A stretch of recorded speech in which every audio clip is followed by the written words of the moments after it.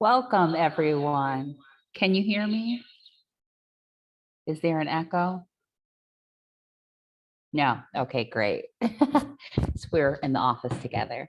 So I want to say thank you and welcome to our CoVideo chat, which is part 2 for the PAX Strategies for Success tools. And today we apologize for any hiccups for people trying to get in. We did have a few technical issues, and I'm hoping that the rest of the people on their way is going to join us. We do have our same speakers on today, and I'm going to turn it over to Alicia to introduce our other speaker, and just social norms. And that is that if you have any questions, I'd ask that you put those questions in the chat and to remain muted while the presentation is going on. Okay, thanks so much. Alicia, I'm turning it over to you. Thank you. Hi, everyone. Thank you for being patient. Again, my name's Alicia Ladd. I'm the PAX Tools Program Manager. I have Olivia here with us. She's going to be presenting the second half of PAX Tools. And I hope you all learned something, enjoy it. And if, like Shalonda said, if you have any questions, feel free to put it in the chat box.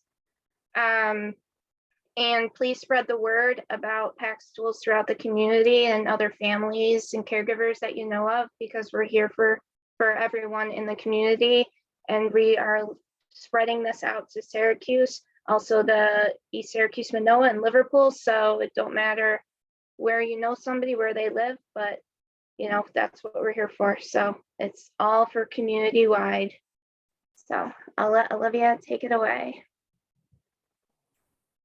Hi, everyone. I hope you had a nice holiday break. Before we get started, can you just, like every time, just put your first and last name in the chat for us so that we could just take attendance. And then as that's going on, I'll kind of get started. Just a refresher, we already went over shared vision, low emotional response, beat the timer, random sticks, and mystery Olivia, motivators. hold on one second. Olivia, we can send you, please don't put your names in the chat. Oh, just in an effort to keep the privacy. We can send you a list of participants if that's what you're looking for. Yeah, that'd be great. You need? Okay, sorry to interrupt. Okay. Thank you. That makes it a lot easier. Thank you. All right. So now I'm going to try and share my screen. So just let me know if you could see it.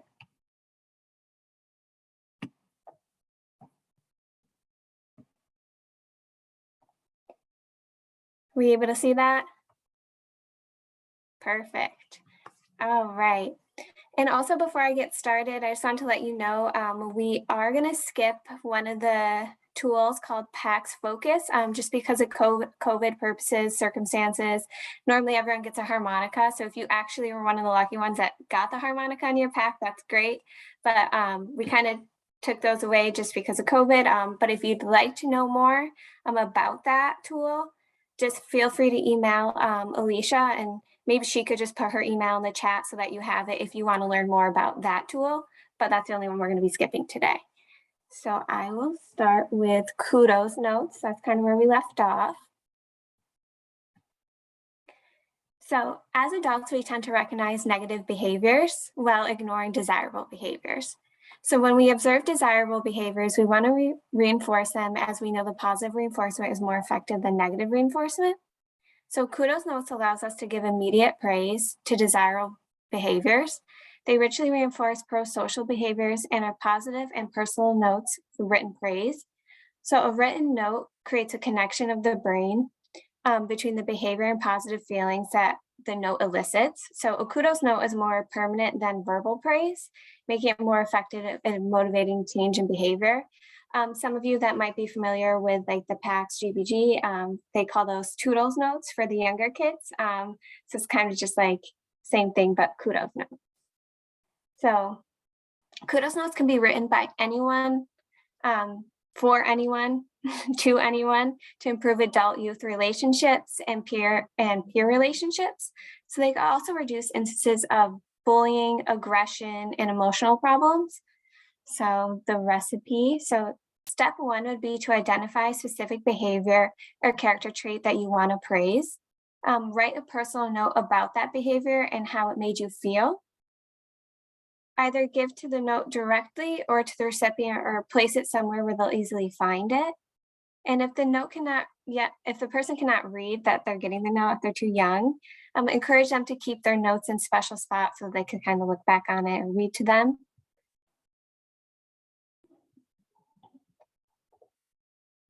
So the science behind Kudos Notes. So Kudos Notes reinforce positive behaviors by giving recognition to desirable behaviors, thereby creating a positive association between the behavior and the positive feelings that result from that note. So children are more likely to repeat a specific behavior that is written in the Kudos Note, because then they can identify that exact behavior and emulate that in the future and get that same positive response from that adult. So if they're doing something and you write down the Kudos Notes and makes them feel good about it, they're probably going to remember that, right? So then they could look back and be like, oh, well, I did something positive. They noticed it. I'm going to keep doing that. So written notes are especially powerful because they're tangible, permanent, and they're non-threatening. So by shifting the attention of focus of something positive, we can cause the brain to memorize and repeat that desired behavior. So we want to use Kudos Notes to reinforce those positive behaviors and to recognize the avoidance of problematic behaviors in the children we work with, or even children of our own. So now we're gonna do what we did the past couple ones and kind of practice, utilize that chat. So in your tool pouch that everyone got, the kit, you will find a stack of Kudos Notes that you can use. But for now, I just want you to kind of practice one. It could be as short or as long as you want, and just write a Kudos Note to either someone in the chat, or you don't even have to put it a name, but just put something in the chat that you'd write in a Kudos Note. Maybe that you would say to one of your kids, whether they're your own or one that you work with, just so you can kind of feel out and see how it works. And while you're entering some of those in the chat, I do want to point out that there is still that PAX Tool app that I had you download in that first session. And there is a Kudos Notes feature on there, and it's really amazing, very convenient. So you could actually write a note to someone and you could send it via social media, email, text. You could do that right on that app. So it's just a great way to pass these notes along too, and just to make sure that they receive the appreciation that they deserve. So if anyone wants to try and write a Kudos Note, you just put it right in the chat.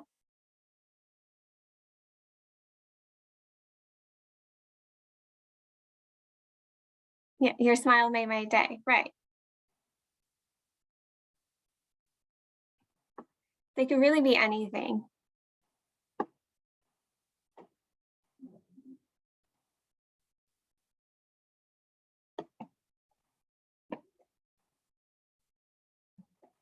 Yeah, thank you for coming to my room shop with me. I love how Selena helped her friend with her math. Yeah. Yeah, I really noticed you helped your friend with her math today. Like, that's great. Keep it up. Like, yeah, things like that. How could you use this for a 5-year-old who might not understand though? Okay, so that's a good question. So a 5-year-old, yeah, like I said a little while ago, like maybe if they can't read or can't quite understand, you don't need to make it very elaborate. You kind of want to speak their language that they can understand, right? So maybe they just know by actions, or maybe not words, but maybe little icons, right? So you can kind of create it however you want. It doesn't have to be words, but just something to, make them know that you appreciate them, or help them know that you appreciate them, and what they're doing is something that you would like to keep encouraging, if that makes sense. Awesome job raising your hand. You did a great job today. So proud of you. Keep up the good work you're doing with the Zoom team. Yeah, these are all great. So thank you for participating.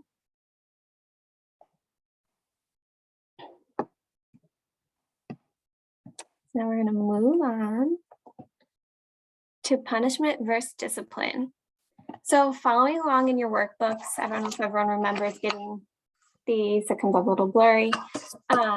If you don't have it, you could write on a sheet of paper if you want, and we could always end up getting you a workbook. But on page 21, you will see a chart similar to the one on the screen right now. So although we often hear discipline and punishment as words that are interchangeable and similar, they do have a difference. Oh, are the PAX tools only for educators participating? So anyone can really use these tools, but we just encourage them to join our workshop so that they get all the materials and kind of really, everyone will get a certificate at the end. And then in the schools, there's the GBG. So some teachers implement the good behavior game, and that's just for younger kids. They have somewhat of kernels that are similar to what we have.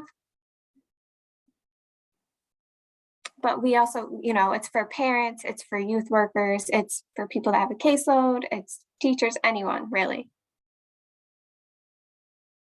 So discipline is a positive method for teaching desired behavior through self-control, confidence, and responsibility.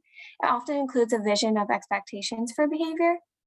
So the key to positive discipline is to teach what behavior is desired versus which behavior is not okay to present. So this includes maybe encouraging appropriate behavior and catching that child doing the right thing.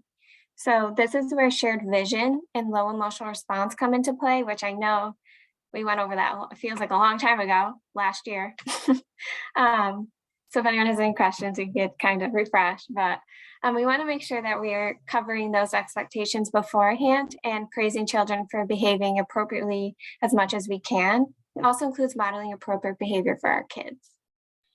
Olivia, I just want to take a second because I don't want anyone to sign off. If you could just answer this one question. It says, are the PAX tool only for educators in participating? I saw you Yes. on mute, Alicia. Oh, no, that's okay. Yeah, so PAX Tools is open to anyone.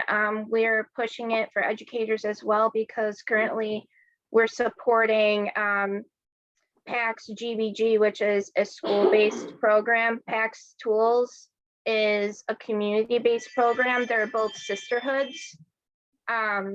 So realistically, we have educators on right now as well because they are actually currently supporting PAX GBG schools. So they're learning about PAX tools that we're spreading into their parents and families' communities. So this is open to any family caregiver. It doesn't have to be a PAX GBG school. Your child doesn't need to be affiliated being in a PAX good behavior school, but we have workers on here that support PAX GBG inside of their schools that are learning more about how to spread it into the community. So I hope that helps. Thank you for that. We want to make sure that our participants know that this is for them. Yeah, no worries. Thank you. Yeah. Thank you. Yeah, and if any more questions come up, just keep putting them in the chat. So sometimes we expect that our children know what we're asking of them in terms of behavior, but sometimes their misbehavior is because of a lack of communication.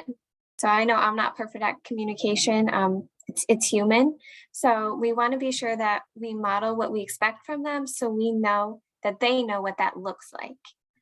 So punishment is much different. So as it can often include, you know, physical aspects like maybe spanking, but it's also psychological as in disapproval, isolation, shaming for certain behaviors. So punishment focuses on past misbehaviors and offers little or nothing to help a child behave better in the future. So you may associate punishment with the phrase maybe like, because I said so, which has very little direction or teaching your children to learn from. I know when I was younger, I used to get because I said so, and I'm like, well, that doesn't really help me, you know? So children who grow up in a way that stresses positive discipline will understand their own behavior better, show independence, and respect themselves and others. So positive discipline is a process that takes time. It's not just one single act. Then consequences should be meaningful and related to the behavior that the child exhibited, which leads us to the next topic, which would be consequences.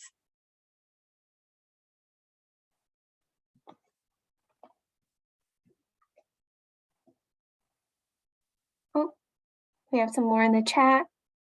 We need all the help we can get. Oh, yes, Huntington, not a good experience so far. I'm considering changing schools. Okay.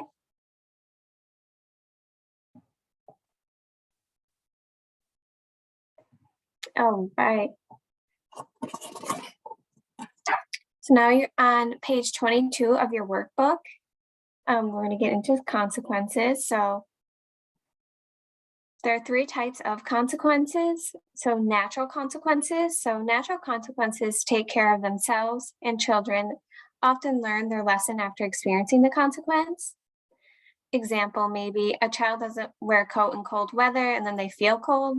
However, some of these consequences could be dangerous, so we need to pay attention to those and intervene when necessary. So, maybe you wouldn't allow your child to go outside in, 15-degree weather without a coat, but maybe you would in 50-degree weather. So a logical consequence would be to logically pair with the behavior. So if you don't eat your broccoli, you can't have dessert.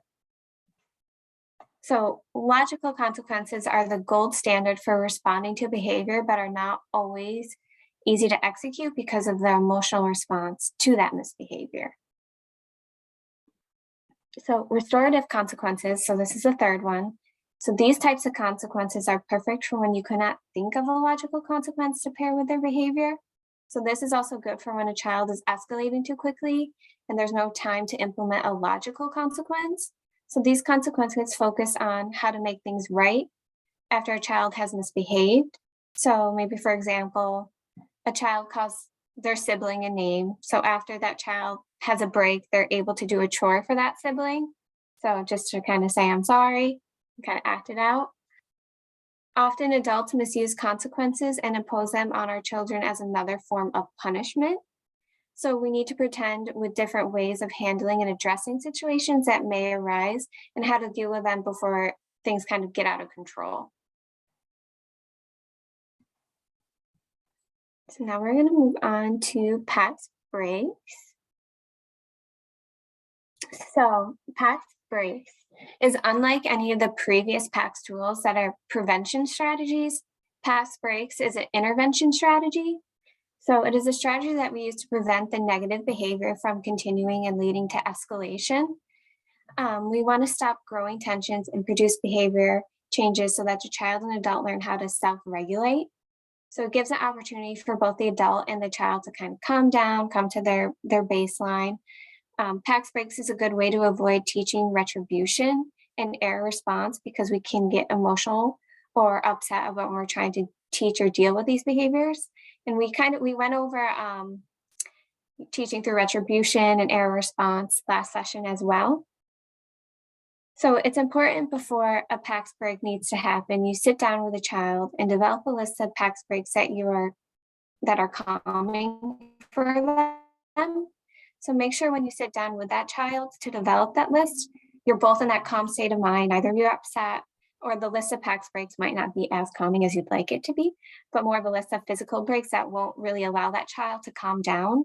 So maybe, like, for example, kicking the door, screaming into a pillow, throwing something. So another thing that is special about PAX breaks is that the list can be created to fit the individual's needs. So not every child is the same, which we all know, not every person is the same. So this list holds a special place to that child and even the adult. So when it comes time that they need to take that PAX break, that they can refer to the list and pick up something, that maybe they can help them calm down. You never know, not only the child may need that PAX break, but maybe that adult needs one as well. I know I've had to take many PAX breaks in my life. So just something that's calming for you. So these calming PAX breaks can be anything from maybe drawing, coloring, painting, coloring with chalk, taking a walk, reading a book, the list goes on. So if you turn to page 24 in your workbook, it's an empty space and write down your ideas. And again, if you don't have a workbook, use a sheet of paper if you'd like. But instead of writing in the book, I'd like us to share maybe some ideas of a PAX break that you think might work with your kids, that have worked, maybe some common practices that you've done with your kids, and you can just enter them in the chat. Like I said, I know like taking a walk is a really good one, but that's better for if you have a one-on-one with a kid, if you have different things going on. So maybe whatever you've used that works, or maybe you think would be a good one to implement with your kids that you're working with. So if you want to enter that in the chat, I'll give you some time. Drawing, yeah. And now they have those like very intricate books and coloring books that takes for like an hour to draw. So those ones are fun. Puzzles, writing, yeah.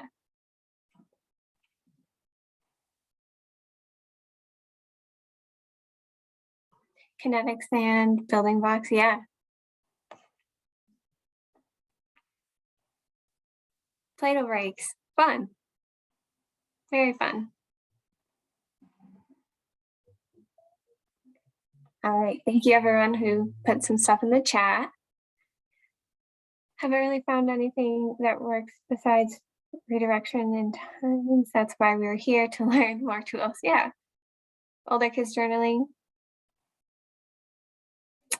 I'm not quite sure what you mean by, does it have to be just the child, like just a child to take the PAX break? If so, no. I mean, like I said, like anyone needs a break. I know I've had to take 20 breaks in my life.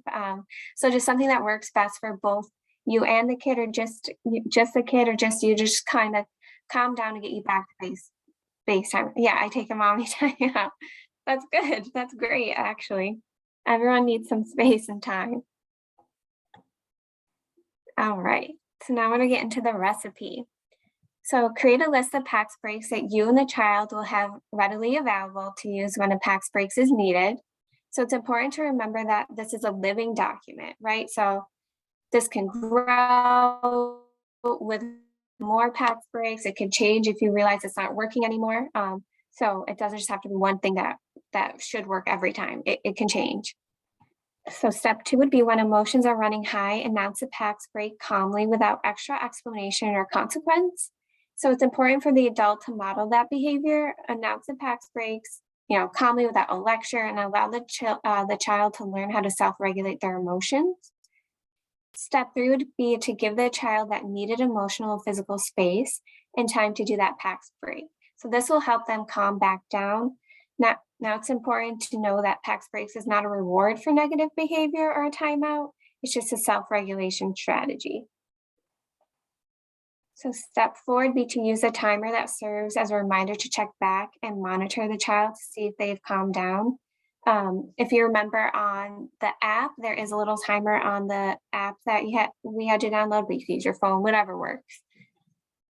And then step 5, after the adult and child are calm and they have to restart the discussion, do not forget to praise that child for taking that PAX break.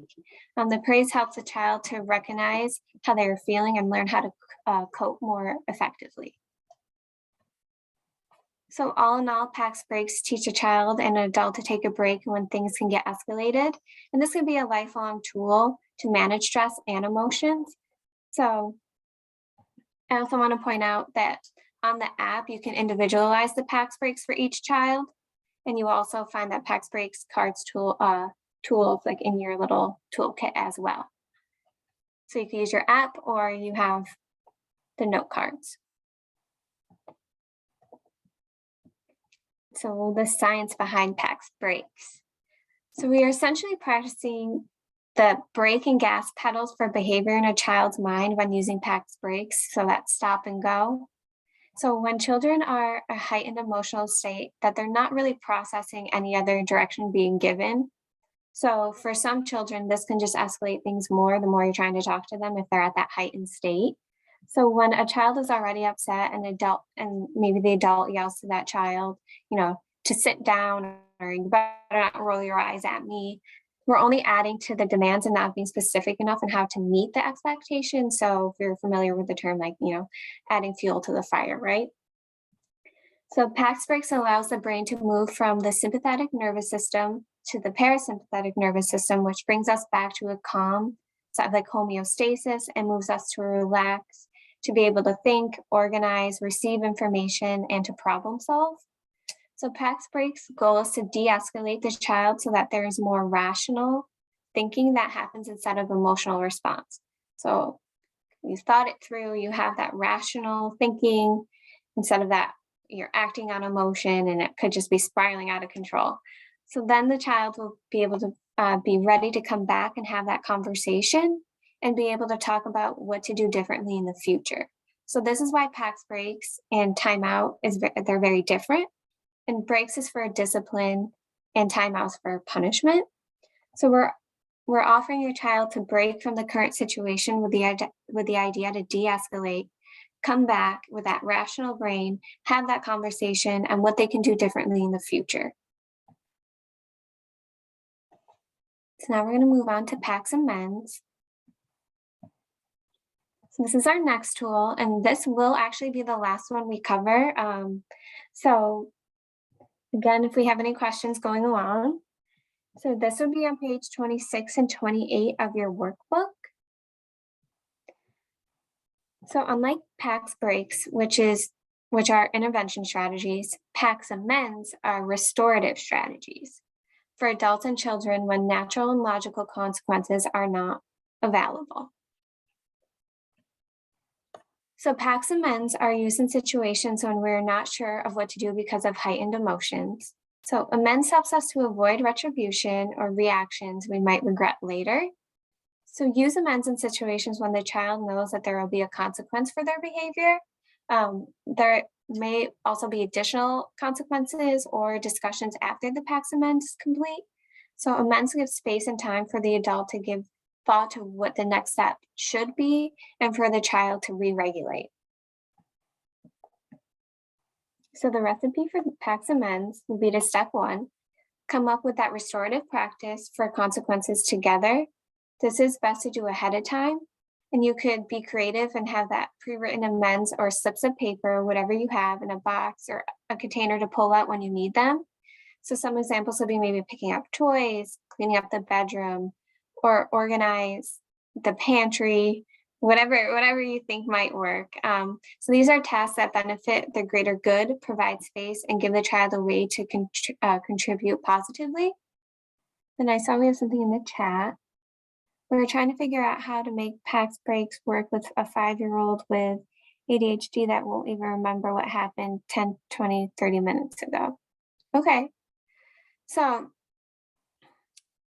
I'd have to think exactly on what would work for that. I haven't experienced that, but I'm more than happy to kind of dive into that with you. I know, again, it's something that we tailor for each kid differently, and we really have to trial and error, see what works for that kid, what works for you. So let me think on that as we're going through, and I'll see if I can come up with a strategy. Or maybe if Alicia has any, she could put it in the chat. Oh yeah, there we go. Yeah, thank you, Alicia. And then step 2 is to take a PAX break if necessary. So if the situation is emotionally charged and anyone needs a break, use your predetermined process for selecting and doing a PAX break. Step 3 is to randomly select a PAX amends. So PAX amends works best when they are predetermined and random. Step 4 is suspend privileges until the consequence is completed. And step 5 would be to praise the child for their effort and allow them to resume previous activity. Amends looks to restore, but not to achieve excellence. So on page 26 of your workbook, that gives you some space and to list some ideas for amends that maybe you might need when you want to use them. If anyone has any suggestions too for what Valerie put in the chat, maybe helping a 5-year-old ADHD, we'd welcome that to put in the chat. Maybe you've done something that has worked for you.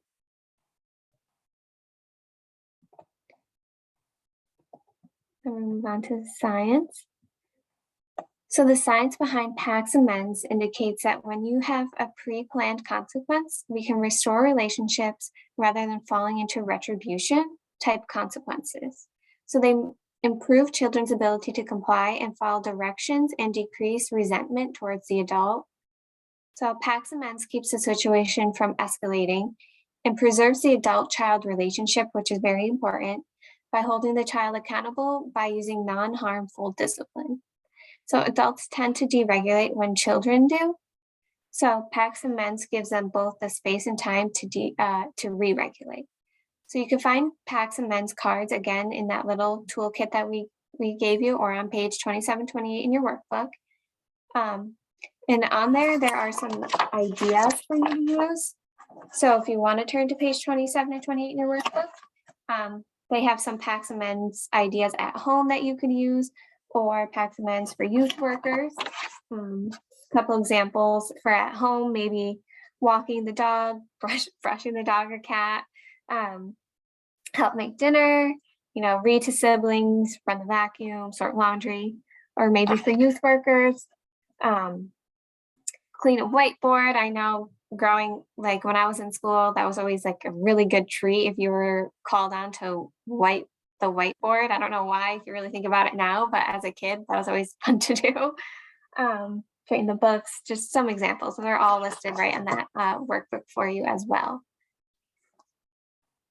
So that's all the tools. I know it seems a lot shorter now since we did have them beforehand, but if you have any questions, we'll kind of have some time for a little Q&A. But before that, I'd love if I'm going to put in a survey right in the chat. If you can do that survey for us, that'd be great. The survey, sorry, Olivia, just to add on, if you were unable to attend the first session of the workshop, if you don't mind, please do not fill out the survey because a number of the questions won't be applicable to you. So you can hold off and we can always reach out to you when we hold the next session, first session, I should say, of the workshop. Olivia, I don't think it sent the link on the chat unless I'm just reading it wrong. Like the link, it just says Survey Monkey. It's blue for me. Is it blue for you? Maybe it's just me. Okay. Do you want to try and send it and see if it'll come up for you? Of course. And just like a quick little note on the Survey Monkey, the first couple of questions will be demographics. So it'll just be answering about either your child or children you work with. That's just for grant purposes, but then the rest is just kind of an opinion on how the survey went or how the workshop went. So as we're trying to resend that. All right, let's see if this works. All right, that should, ooh. I didn't, okay, here we go. We can always send, if you email us, we can always send out information to the participants after the chat is out over as well. Okay, perfect. Thank you. Perfect. Yeah, feedback is important, so please fill it out because, you know, we take that back and know what to improve on, what we need to add more on, what tool that maybe someone's uncomfortable using because they didn't get a good enough explanation, and maybe we just need to add more examples, so anything helps. Can you restate about if you didn't go to the first one, you don't want us to do the survey yet until we go do the other half? Yes, preferably only because Olivia already presented a majority of the tools the first half, so a number of the questions won't be applicable to the survey for you. Thank you. Yeah, of course. Thank you. Thank you for checking in on that. There is a question in the chat. How do you implement these tools when not at home and child is acting out and you don't have access to their things for breaks or chores to make amends? Okay, no, that's a good question. So I know Olivia brought up like there is an app that you can download on your phone. Hopefully the app is acceptable on your device. I know they have it for iPhones and Androids. So this is something that you can actually have in your hand all day, no matter where you are out in the community. If you don't have access to their things for breaks or chores to make amends. So what I like to say about chores, amends is, I know you, Valerie, you weren't able to attend the first session. So if you attend that first session, you'll be able to learn a few of the other tools that actually you can carry out into the community without your phone. Surprising as that sounds. So I would love to get in touch with you so we can actually have you attend the first session, and even it could be a session with just you and Olivia and myself, and we can help problem solve further for all of your questions that you're asking, because they're very good questions. Because even your other question about having a child with ADHD and not remembering things from 10, 20, 30 minutes ago, there's a few tools that could actually help with that, and we can further dive in deeper as well for that.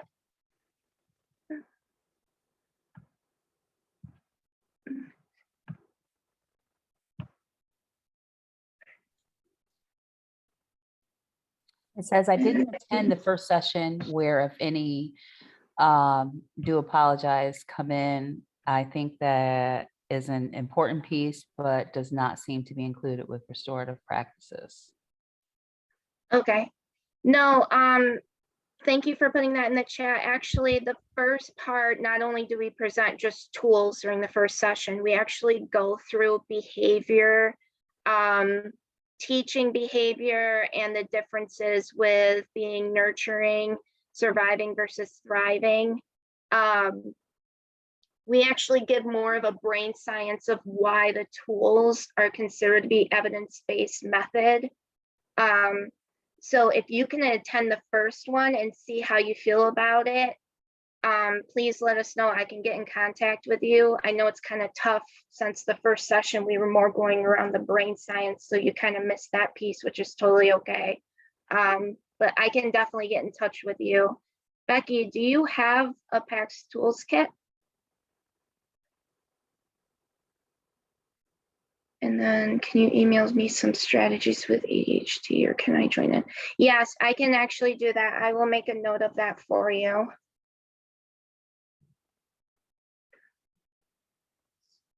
Email strategies with ADHD. Yep, I'll do that.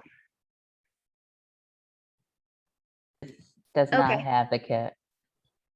What school does your child go to, Becky?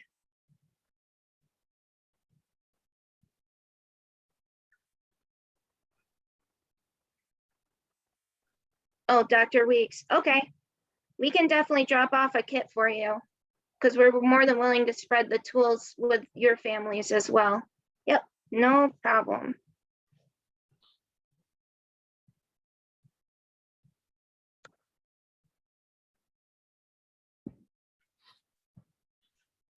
Does anyone have any questions about filling out the survey or anything before Olivia moves on?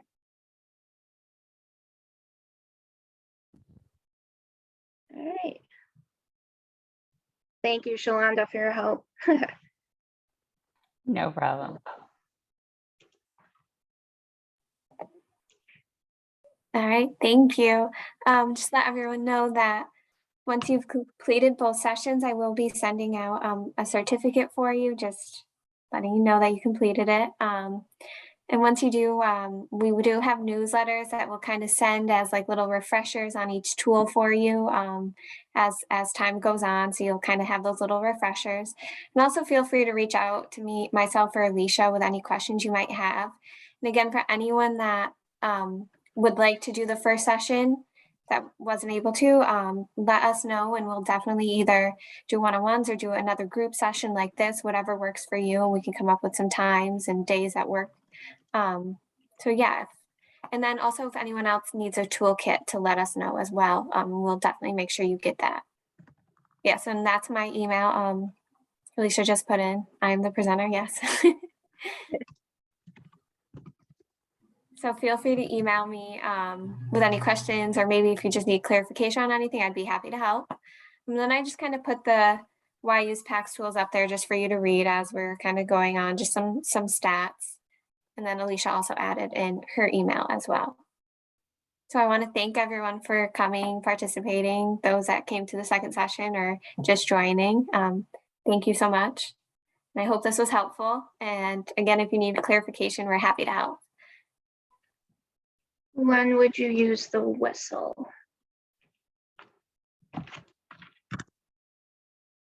Oh, do you mean the harmonica?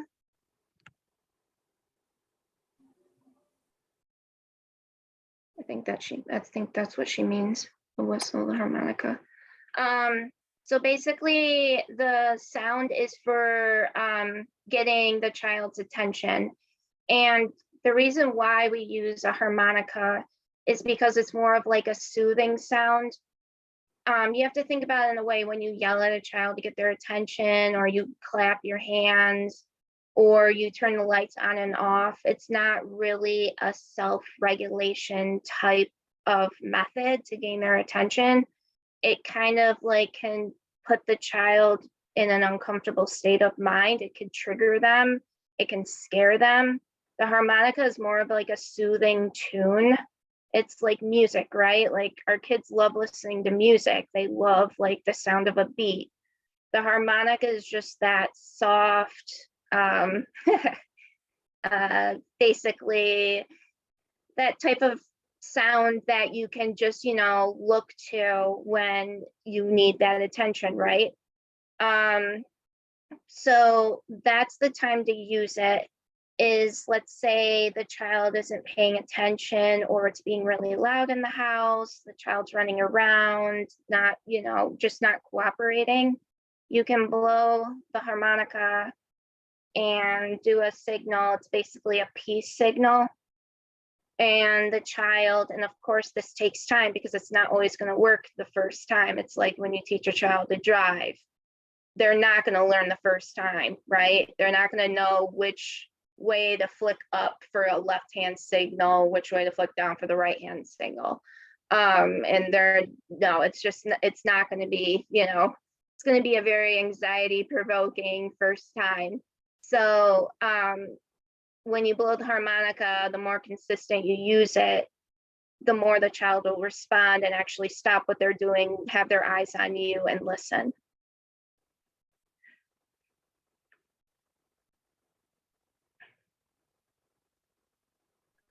Thank you for that, Alicia. Want to say thank you to everyone who has joined us this afternoon, and we will be forwarding the information to the presenters over at Contact, and they will be getting in touch with you. If there are any questions that you might have for them, please go ahead and take down their information. It is in the chat. And we'll keep it open for a few more minutes, and just want to say thank you to our presenters and everyone that's here, and you all have a great afternoon.